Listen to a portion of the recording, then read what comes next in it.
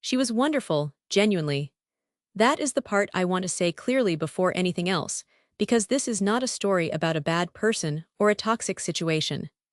It is a story about two decent people who were wrong for each other in ways I spent 2 years refusing to acknowledge, because acknowledging it would have required me to sit with something I was not ready to sit with. I met Divya at 24, 6 months after a breakup that had hit me harder than I expected.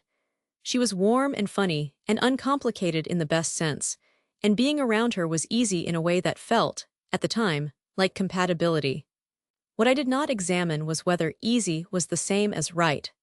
I was lonely after my previous relationship, and she was present and kind, and I let that equation do work it should not have been asked to do. We were together for 2 years. There were genuinely good stretches. But there was also a persistent, low-level friction, not fights exactly, but a subtle misalignment in what we wanted from life, how we processed difficulty, what we found meaningful, how we imagined our futures. I noticed it early and explained it away. I told myself all relationships had this. I told myself I was being too analytical, too unwilling to commit, too quick to find reasons to leave.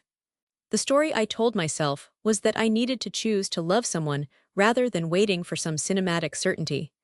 That is not entirely wrong, but it can also become a way of talking yourself into staying somewhere that is not right for you. The relationship ended at 26, mutually and sadly. What followed was about 3 months of being genuinely alone for the first time in years, and it was uncomfortable in exactly the ways I had been trying to avoid. But somewhere in that discomfort, I found things I had not known I was missing: a clearer sense of what I actually valued, more honesty about what I needed from a partner, and a capacity to be with myself without immediately reaching for distraction. I also understood, in retrospect, that I had done Divya a disservice. She deserved someone who was fully there. By staying out of comfort and fear, I had given her less than she warranted. The next relationship I entered, at 28, I did so with a lot more self-knowledge.